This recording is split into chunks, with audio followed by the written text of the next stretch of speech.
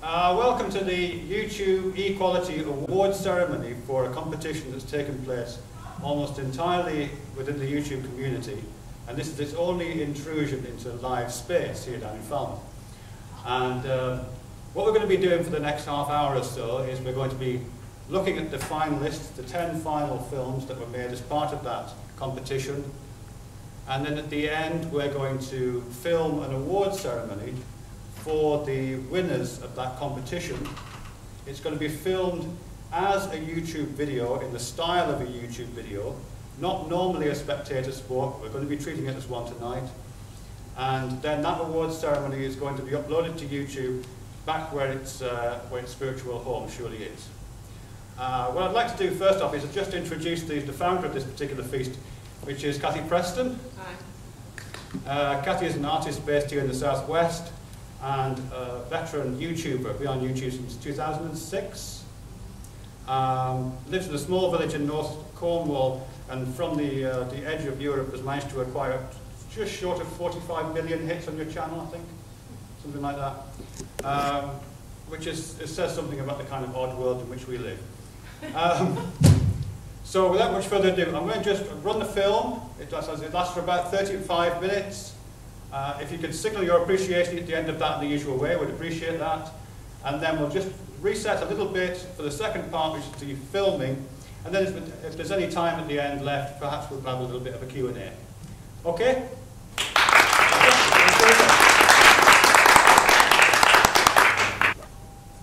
Hello Falmouth, hello YouTube.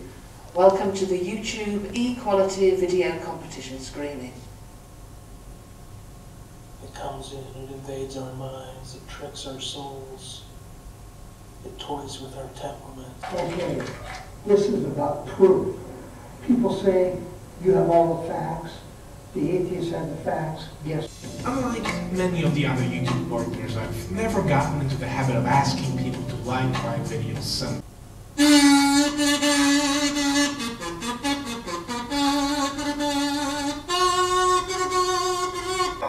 It's dangerous, risk creation, unneeded need. The alternative to that is, yes, nothing. It's not a god. I'm a 28-year-old boy. I live and work in sunny, temperate southeast England. I work as a 3D animator. Oh no, it is time for you to die, which is a great shame, because you have accomplished nothing.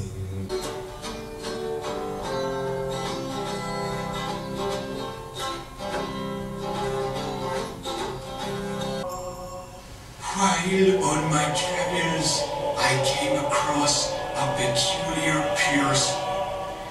Good morning, Kevin. You spread? Hands up, boy. Yes.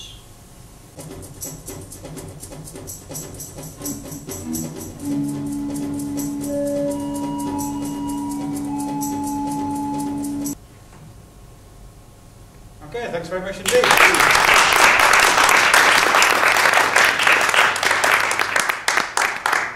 Okay, the second part of this evening's event is the filming of the award ceremony.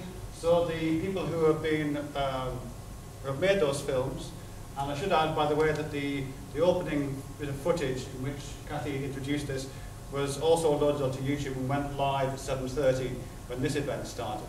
So people are watching that who've got an investment in this award ceremony. So we need to shoot that so we can upload that bit of footage to give them their feedback. Okay?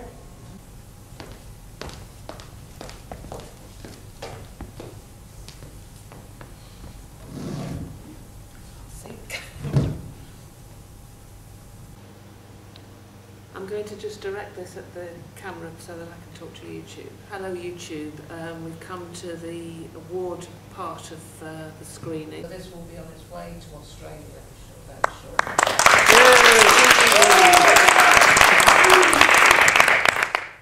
Freedom Award for found footage, and this goes to Crown Jewels 84 for Gladiator Wars. Person got the most thumbs up on YouTube, and that is to Hexibase for Like This.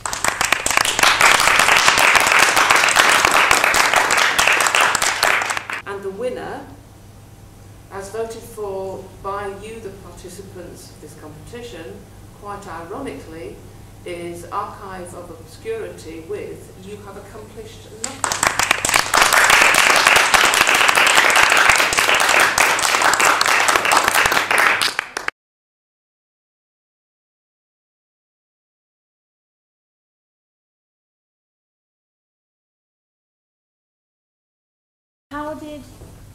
How did that community specifically start? Like, what was the starting point for those people coming together?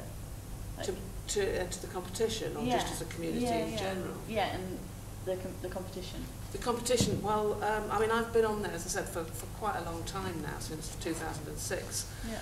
And it's changed a lot over the years, and I'd actually entered a different competition, which wasn't for professional video makers, but it clearly was aimed at professional video makers. So I thought it would be a good idea, because that was so very different and so exclusive, to create something which was encouraging for YouTubers themselves. I mean, we all know each other there, don't we, really? And put something out there that was going to create more of a community. Because one of the problems with YouTube of late is that a lot of the community has dissipated because of the way Google is working these days. Is that fair to say? I think it's fair to say, yeah. I mean, in terms of the details of this competition itself, which is the concept of equality, which is the term you came up with. Yes. Is that kind of really interesting space that you get when you remove the normal barriers to entry, the quality barriers to entry. We're in a performance venue right now. To get a performance into this venue, there are barriers to entry. There's all kinds of procedures to get there, necessary procedures, of course. But the YouTube environment, because it's no barriers to entry, almost. You can do it with a Nokia, a 2-megapixel Nokia, and still get thousands of views. That's a really interesting space. But what does it do in terms of quality? What's it do in terms of quality control? How do you evaluate these things? All those things are really interesting. And it tends to be around those kind of shared values, shared notions of what quality means, that community tends to form. Often in terms of the quality of an idea as much as the aesthetic presentation of an idea. I think it's probably fair to say. I'm here because I would like to participate. Excellent. Social participation is something for which I have a yearning. And I've come here hoping that I go away with some kind of impression that this evening is a landmark. I suppose I'm always going to remember it because of the funeral of Margaret Thatcher. It'll be in that time space, like when President Kennedy died. I think, oh yes, I came to the YouTube Awards at the university. I mean, this is for me very much the beginning of something. Good. I mean, you didn't mention the I didn't. Perhaps you could talk about that now. I set up a channel called the Equals Project at YouTube, which is a hub channel, which is intended to, just to get this moving really, and to create more and more projects where people can come together without those kind of restrictions of entry, and various things can run in tandem.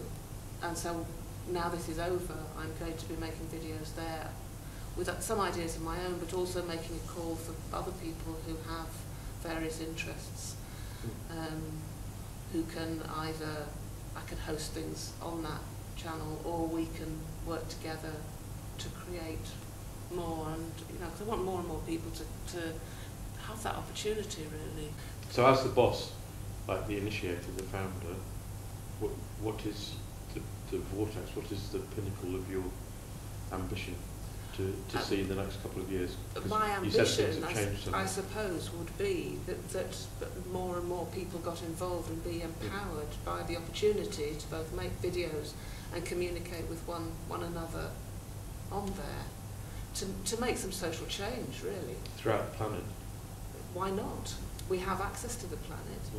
The global village reality. Absolutely, yes. And it's this with very little expense. Exactly. Am I right? Very little expense. Just a little bit key? Yeah.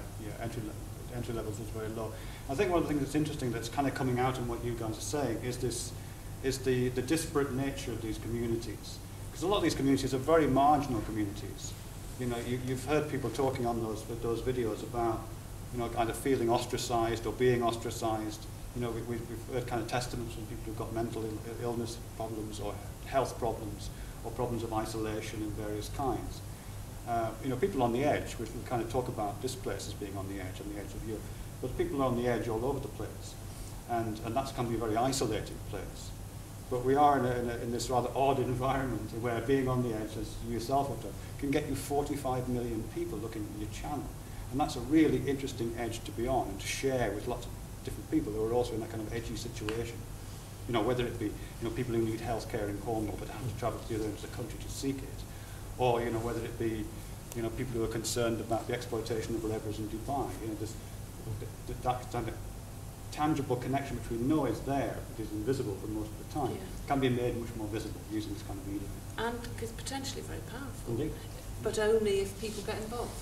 Yeah, thanks very much indeed for all the work you put in. I know it's been an enormous amount of work. You know, it's dominated your life amongst this thing. It may appear small on the surface, but there's huge amounts of work organising this kind of effort. So thanks very much indeed. Yeah, thanks all for coming and for the excellent technical help. Thanks, chaps.